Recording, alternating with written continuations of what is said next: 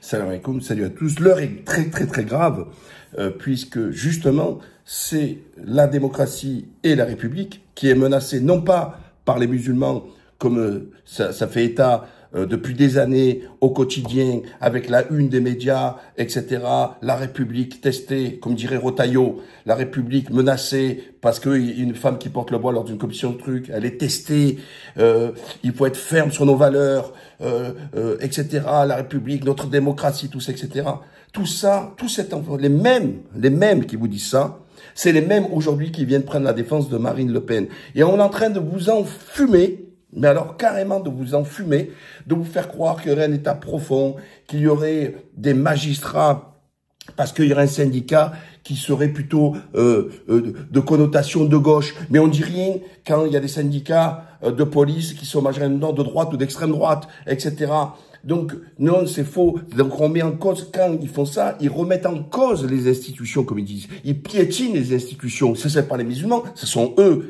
Et quand les politiques sont touchés, parce que ils sont affranchis des règles, qu'est-ce qu'ils disent? Ils remettent en cause la qualité des magistrats, ils remettent en cause les instances judiciaires. C'est ça qui est gravissime. C'est-à-dire que c'est la loi, rien que la loi force à la loi, sauf pour nous. C'est ça qu'ils sont en train de dire.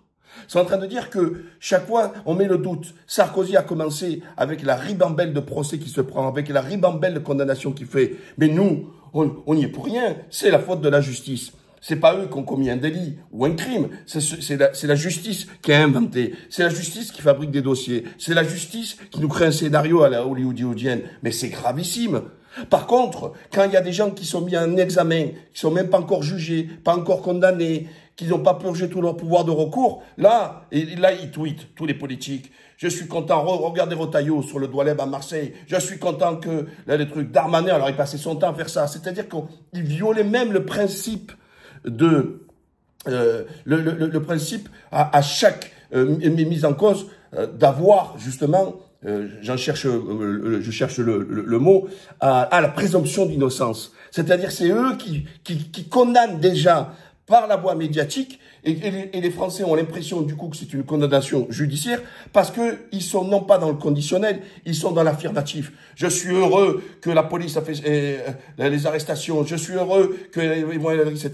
Voilà, je ne veux pas revenir aux périodes de tout ce qu'on a eu, les imams Hussein, les Tariq Ramadan, les trucs tout ça, etc. Hein, voilà. Donc et chaque fois on fait c'est pas une vidéo victimaire, je vais faire une vidéo d'explication judiciaire et vous dire que la vraie menace vient de ces cols blancs. Il y a encore un élu là en Isère, un député de droite qui a été confirmé, qui a été condamné. Des affaires de corruption, il y en a plein, sauf qu'ils vous le mettent en fait divers, en attache, petite dépêche AFP.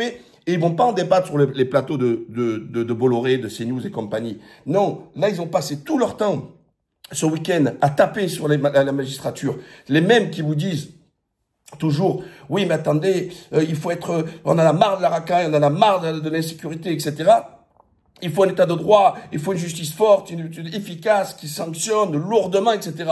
Et quand il s'agit des politiques, ah, mais attendez, ils ont même pas le dossier, mais ils se permettent déjà de juger, de dire qu'en fait Sarkozy est innocent, etc. Non, mais c'est pseudo-journaliste. Mais de quel droit? Tu connais le dossier? Tu as participé au truc? Tu as vu des charges? Tu connais le droit? Non, vous connaissez rien. Par contre, vous êtes dans l'idéologie. C'est ça que vous êtes en train de faire. Et c'est eux la menace.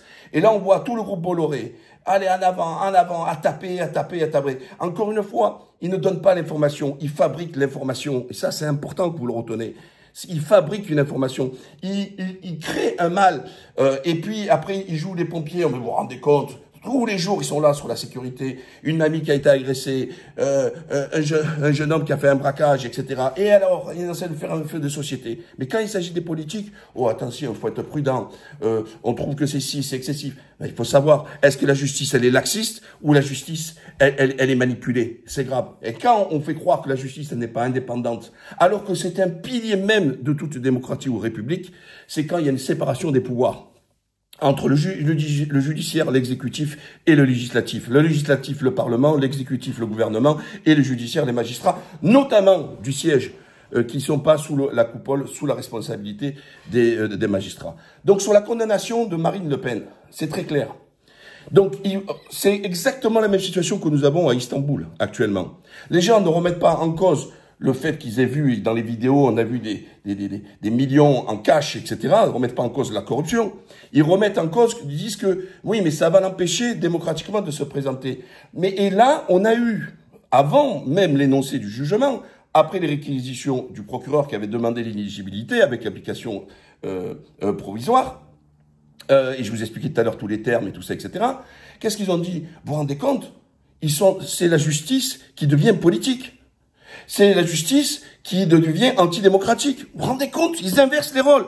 Donc, ça sous-entend quoi? Ça veut dire que les politiques doivent avoir un blanc-seing, ils doivent avoir l'immunité totale, qui peuvent tuer, qui peuvent voler, qui peuvent faire de la corruption, ce qu'ils veulent, à partir du moment où, comme ils disent eux, dans les sondages, ils sont hauts et qu'ils sont potentiellement présidables.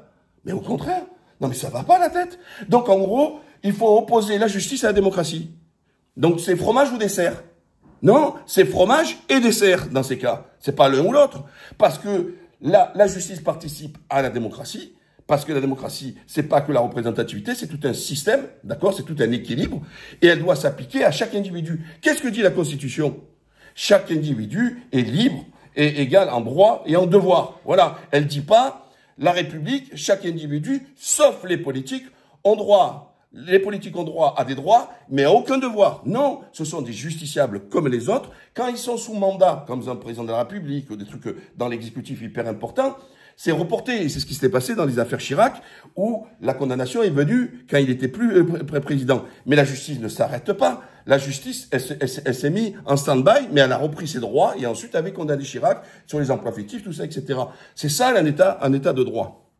Et pour la mère Marine Le Pen, c'est quoi l'histoire? L'histoire, c'est que, pas le seul d'ailleurs, etc., c'est qu'ils ont utilisé du personnel du staff, du parti politique, et qu'il a été payé par ce qu'on appelle les attachés parlementaires, tout ça, etc., par Bruxelles, d'accord? Donc ça veut dire quoi? Ça veut dire que c'est un emploi fictif, tout simplement. Mais c'est les mêmes, en fait, ils ont fait les mêmes rouages qu'avant la loi de 95 qui avait été faite par Juppé, sur la moralisation de la vie politique, tout ça, etc. Et donc, en fait, c'est exactement ce qui se faisait avant. Avant, quand Chirac a été condamné, Juppé a été condamné sur les emplois fictifs. C'était quoi? C'était des gens qui faisaient croire qu'ils avaient des fonctions au sein de la mairie de Paris, par exemple, et qui, en fait, étaient tachés au RPR. C'était ça. Et là, c'est exactement la même chose. C'est des gens qui sont actifs pour le parti, qui travaillent pour le parti, mais payés par par l'Europe sous une fonction d'attaché parlementaire pour lequel ils n'ont jamais fait un travail d'attaché parlementaire. Donc c'est pur emploi fictif. Si vous, Français, ou dans vos entreprises, vous faites ça, vous salariez votre cousin mais il vient pas travailler, c'est un emploi fictif. Exactement. Mais c'est du travail. Quand les gens ils touchent au truc, c'est même comme du travail dissimulé. C'est du travail au black. Un chef d'entreprise qui prend un de ses employés pour faire son jardin personnel, ça s'appelle un abus de bien social. Parce que le gars, il est payé pour travailler dans l'entreprise, je sais pas, il est, livreur et tout ça. Il n'est pas là pour aller faire le jardinier, couper l'herbe et puis tailler les arbres chez le patron de l'entreprise. Donc là, ça fracasse. Là, la justice, elle est très claire, elle fracasse, etc. Mais pour les politiques, non, ils ont le droit. Donc, dans la défense de Le Pen, elle ne renie pas que ces personnes, son propre garde du corps. D'accord? Le garde du corps, c'est le garde du corps du père. Vous le voyez, c'est un grand, là. Tout ça, etc. Moi, je le connais depuis des années. Ça fait une plombe qu'il est là. Il est garde du corps. Il n'est pas attaché parlementaire. Depuis quand il fait un travail d'attaché parlementaire? Garde du corps. Donc, le voyez toujours. Quand vous voyez la télévision, vous le voyez là. C'est un grand, cheveux très courts, blond, etc. Voilà. Vous le voyez toujours, etc. Il fait pas un travail, d'attaché parlementaire. Il fait le garde du corps. Sauf qu'elle a fait payer là-dessus. Alors, elle, dans sa défense, qu'est-ce qu'elle dit? Elle dit, oui, mais il faut arrêter l'hypocrisie, tout le monde fait ça. Alors, c'est toujours pareil, vous voyez, quand tu t'es pris dans le sac, tu dis c'est tout le monde. C'est comme l'autre, quand il se fait un enfant à l'école, la prof, elle se retourne, elle le voit en train de parler, mais je suis pas le seul, tout le monde me parle, pourquoi ça tombe sur moi? Non, assume ta faute, Pourquoi tu vas balancer que les autres aussi font, etc. Non, assume ta faute. Oui, j'ai fauté, mais je suis pas seul à fauter. C'est pas la même chose que dire, ah, mais pourquoi moi et les autres non? Non, eh ben, c'est ce qu'elle fait Le Pen. Et on sait que y a le parti LFI qui est mis en cause dans une histoire à peu près similaire. On a eu Bayrou qui a été acquitté en première instance, mais le parquet fait appel, etc., soit à peu près sur les mêmes affaires, etc. Donc, c'est pas parce que l'initiative est la même, l'infraction c'est la même, mais le contenu du dossier est peut-être différent. Je sais pas alors là, vu la condamnation, vu le pognon que ça représente, en millions d'euros, c'est qu'il y en avait un paquet qu'ils ont fait remballer. Mais en plus cela, ça vient en fait corroborer les problèmes financiers, vous vous rappelez, de Le Pen et du Front National. Je dis bien du Front National, que le RN a hérité. Il a changé de nom, mais il n'a pas changé de budget. Donc ils ont dû vendre tout, ils avaient dû vendre des biens, etc. Donc ils avaient une crise financière. Et à un moment donné, ils ont dû même faire appel à des fonds russes, à des banques russes pour se faire prêter pour des élections. Donc ils avaient un gros problème d'argent. Donc comme ils ne pouvaient pas payer un parti politique, c'est un gouffre en pognon. Parce que vous le voyez pas, parce qu'ils sont pas à la télé, etc. C'est tout des staffs, c'est des gens qui bossent, tout ça, etc., qui s'occupent des fédérations et compagnie. Mais à la base, ils pourraient être bénévoles. Mais comme ils travaillent plus de 8 heures par jour, etc., ben, ils sont obligés de les salarier parce qu'il n'y a personne qui a le temps de le faire à titre bénévole. En plus de leur travail. Donc, c'est un gouffre financier. Et donc, elle ne pouvait pas se les payer, ces personnes-là. Donc, qu'est-ce qu'elle a fait? Elle les a fait payer par les deniers publics, puisque je rappelle que les fonds européens, c'est des deniers publics, puisque chaque pays donne sa contribution, etc. Donc, là-dessus, vous savez, le contexte, il y a toujours un contexte judiciaire. On sait pourquoi elle a fait ça. Elle a fait parce qu'ils avaient plus un sou et qu'il fallait quand même continuer, que le parti continue à vivre. D'un côté, un crédit pour faire les campagnes, et de l'autre côté, faire payer les salariés par l'Europe. Alors, je rentrerai même pas sur l'idéologie où ils crachent sur l'Europe tout le temps. L'Europe, ça sert à rien, c'est un gouffre, on verse 25 milliards, il nous en revient qu'en 11 milliards. Tout ça, je suis d'accord avec eux sur le phénomène. Mais n'empêche que ça t'empêche pas de pouvoir bénéficier et te présenter dans une instance que tu reconnais pas. Donc voilà, c'est ça. Donc, je rentre même pas dans ce débat, je vais rester que sur le plan institutionnel. Donc ensuite, qu'est-ce qu'elle dit? Elle dit, ouais, mais tout le monde fait ça, etc. Ils font pas un travail à temps complet pour l'attachement, pour le truc, c'est normal. Mais en même temps, comme c'est des militants, ils travaillent aussi pour le parti, etc. Mais donc, alors, quel est le quota d'heures qui travaillent à titre bénévole au sein du parti? Alors, là aussi, première question. Est-ce qu'ils font du travail dissimulé au parti? Eh oui, parce que c'est ça qu'elle dit. Elle dit, oui, mais c'est normal parce qu'ils sont aussi des militants et donc ils sont au parti. Mais est-ce qu'ils font le militant à titre bénévole ou à titre de travail dissimulé, c'est-à-dire payé au black? C'est ça la question. Ben oui. Donc tout ça, c'est complètement. Donc elle a dit, oui, en gros, ils seraient bénévoles quand ils sont au parti, mais c'est la même personne qui ferait le truc d'attaché. Mais là, ils vont travailler 1 heure par semaine ou 1 fois tous les 15 jours. Donc, et la majorité de leur temps, ils se passent même pas à Strasbourg. Au Parlement européen, il se passe dans le siège du RN. Donc, foutage de gueule. Donc, sur le fond, je viens de vous parler du fond et je viens de vous parler de la forme. Maintenant, ils sont en train de gueuler sur l'application de l'exécution provisoire. Qu'est-ce que c'est une exécution provisoire? Ça veut dire que, en principe, dans les procédures, on dit on fait appel et quand on fait appel, l'appel suspend la sanction. Vous repassez, là, par exemple, c'est ce qu'a fait Sarkozy plusieurs fois, ou à la dernière où il met son bracelet, il avait été condamné en première instance, il a fait appel, il rebénéficie de la présomption d'innocence en attendant l'appel. Et on le sait bien, moi j'en ai fait les frais plusieurs fois, entre la première instance et l'appel peut vous être favorable, comme elle peut confirmer la peine. Elle infirme ou elle confirme, exactement. Quand moi, la RATP m'avait attaqué, m'avait fait plusieurs plaintes et tout ça, etc., sur la plupart, j'ai gagné en première instance, et sur une, j'avais perdu en première instance. J'ai fait appel, donc suspension de la condamnation, et en appel, je gagne. Voilà, etc. Et ensuite, bien sûr, il y a la cassation, etc. Mais qui juge en droit, qui juge pas en fait. Donc, qu'est-ce qu'elle fait? Sauf que, on l'a vu même en matière civile, les mêmes députés qui ont voté, écoutez bien, qui ont voté en matière civile de l'exécution provisoire depuis 2019, de l'exécution provisoire qu'elle soit faite. Pourquoi ils ont fait ça? Parce qu'ils disent, on a tellement une inflation de procédures, il y a tellement de monde que on ne respecte pas le délai raisonnable qui fait partie de la charte des valeurs de la Convention européenne des droits de l'homme, etc. Et donc ils disent mais on est tellement submergé, qu'est-ce qu'on fait?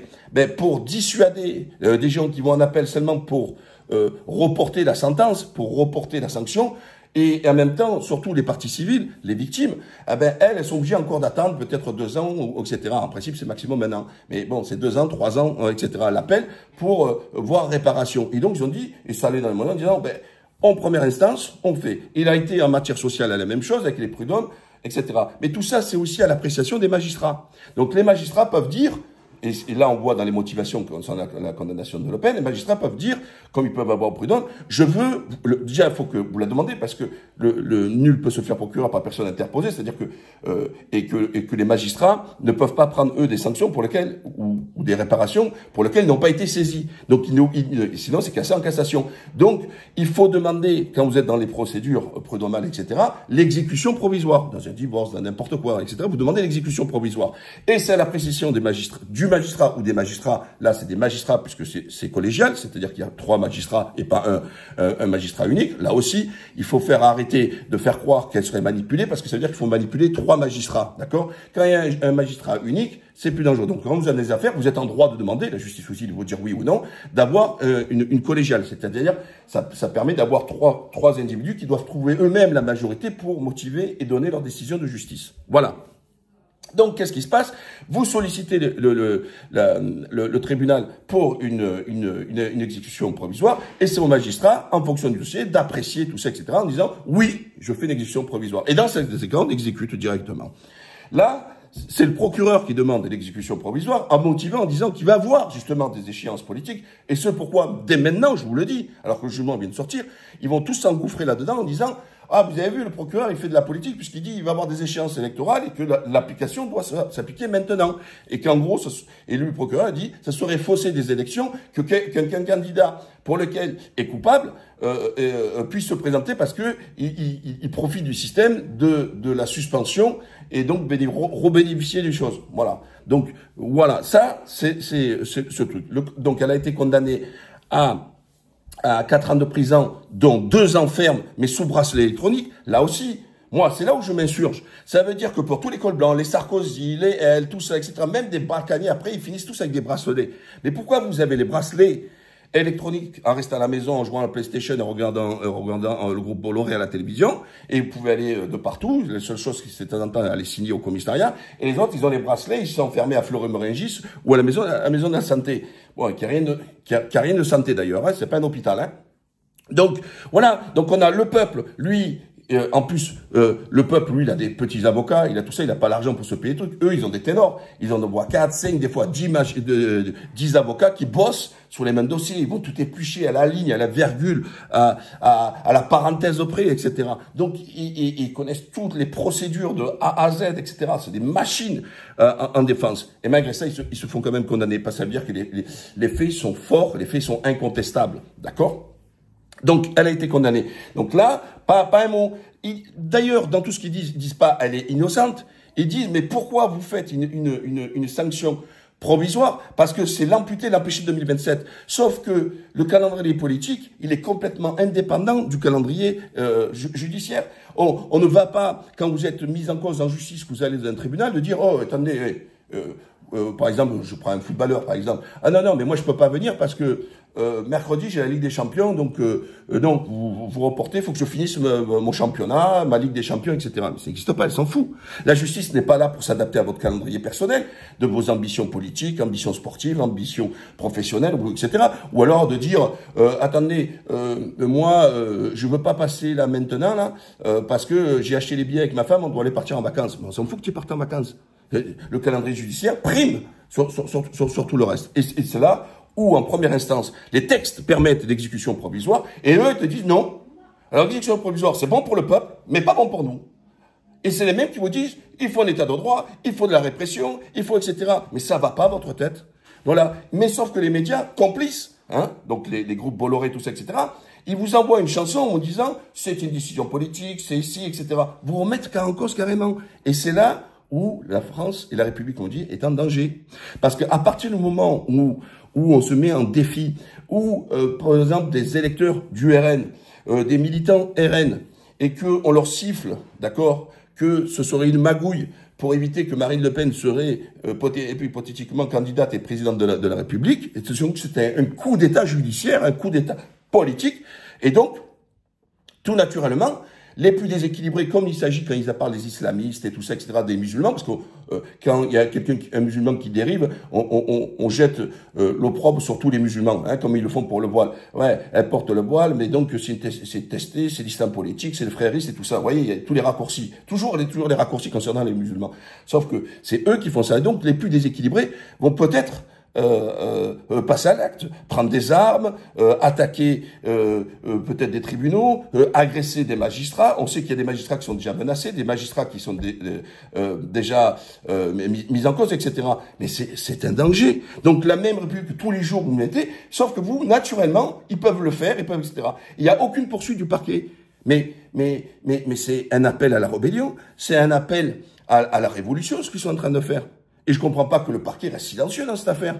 Il faut les remettre à leur place, là. Il faut vite les remettre à leur place, et quiconque qui se loupe, les poursuivre là-dessus. Parce que c'est très dangereux. Parce qu'il faut mesurer les conséquences de ce qu'ils sont en train de faire. Ensuite, donc, elle a été condamnée, il y a de l'amende et tout ça, et une partie de son équipe qui sont aussi condamnées. Elle prend une sanction très lourde.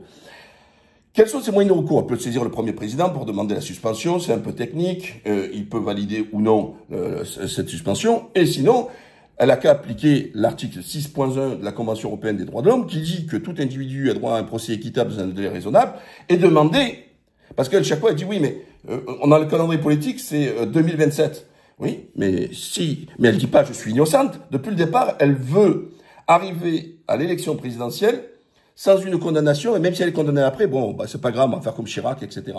Ou au pire, elle peut en tant que présidente, se gracier. Ouais, voilà, hein, d'accord. Donc, qu'est-ce qu'elle dit? Donc, ça veut dire que l'appel peut se passer dans un an. Elle peut demander le raccourci. Moi, dans plein de procédures, où j'avais les dates à 2 ans ou à 3 ans, j'ai écrit directement au président du tribunal, en menaçant d'attaquer l'État sous sa responsabilité, le fait de ne pas me faire bénéficier de l'article 6.1, ça veut dire de bénéficier d'un jugement équitable dans un délai raisonnable. Et dans toutes les procédures, j'ai eu gain de temps. Alors, au lieu d'avoir 2 ans d'attente, j'ai eu 3 mois d'attente. Et j'ai demandé de clôturer les dossiers pour que ce soit plaidé rapidement. Parce que j'étais sûr de mon droit, parce que c'était pour moi le bénéfice, parce que c'était mes procédures, et qu'il fallait que ça soit raccourci. Et c'est ce qui s'est passé, que j'ai gagné, tout ça, etc. Donc, elle a ce droit-là. Donc, elle peut passer avant 2027, donc, sur la procédure. Donc, il y a, comme je vous dis, c'est demander la suspension du provisoire ou faire appel. Mais en appel, le dossier va pas changer.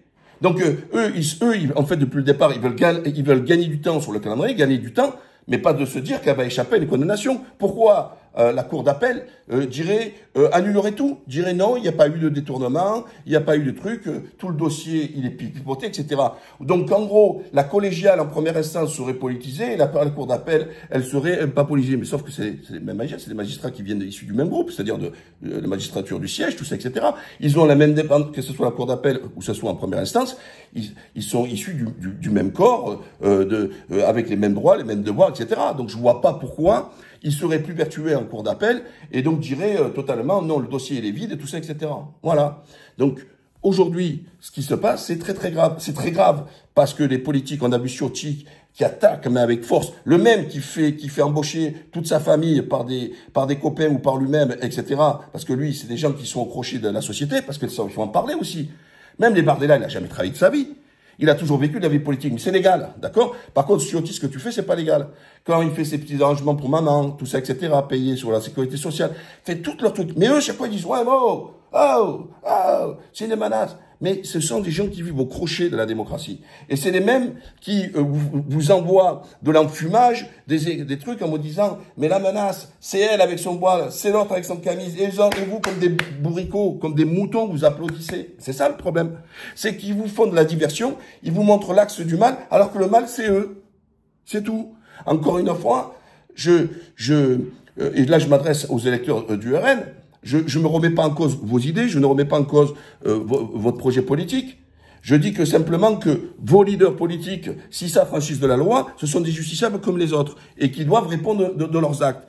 Par contre, sur le plan politique, là vous pouvez en prendre grâce, mais comment vous pouvez accepter que longtemps on a vu les affiches à l'époque du père Le Pen qui disaient tête haute, même propre, d'accord, parce que il se régalait de toutes les affaires qui touchaient le PS pour corruption à gogo, il y en avait une tonne du PS, du RPR, tout ça, etc. Et qu'ils disaient regardez, votez pour nous, on a les mêmes propres. Nous, on respecte la justice, l'état de droit, tout ça, etc. Parce que chaque fois, elle dit ça. Hein, on les voit, bienséance, on met le costume, on respecte l'état de droit. Mais là, vous le remettez en cause, le droit, encore une fois. C'est ça qui est grave. Ça, c'est grave. Mais par contre, pas une fois, ils oublient aussi, c'est très important, c'est que les textes qui sont appliqués, les dispositifs qui sont appliqués par les magistrats, ils viennent d'où? Ils viennent pas de Mars de Vénus ou du syndicat de la magistrature frappé à gauche. Les dispositifs, les textes et tout ça, etc., ce sont eux, les parlementaires, qui ont voté cette loi. C'est eux qui ont validé ces dispositifs. C'est eux qui ont voté ces lois en disant on veut être plus ferme, on veut l'application, on veut ça. Et quand ça s'applique pour eux-mêmes, ils disent ah non, c'est trop sévère, c'est injuste, c'est etc. Mais c'est pas possible. Donc en gros, on veut des dispositifs, on veut des textes législatifs qui s'appliquent pour les Français lambda, pour la France d'en bas, pour les bouseux, pour les sans-dents, et pour eux, pour les RN, ça marche pas. Pour les politiques, ça marche pas. Parce que là-dessus, ils sont tous dans la même tchatchouka. Et d'ailleurs, même avant l'élection, vous avez vu, même Bayrou, tout ça, etc., tous très proches de Le Pen. C'est-à-dire, attention, pas la provisoire, tout ça. Pourquoi cette solidarité entre vous tous, là? Pourquoi ils sont pudiques là-dessus, sur cette question-là? Parce qu'ils ont tous les casseroles. Et voilà. Et ils ont pas les mêmes propres, ils ont le derrière sale. Voilà. Ça, c'est la réalité. Alors, n'oubliez pas, abonnez-vous, partagez massivement, parce que c'est important. Et là, je m'adresse par contre aux musulmans, hein, aux Français de confession musulmane.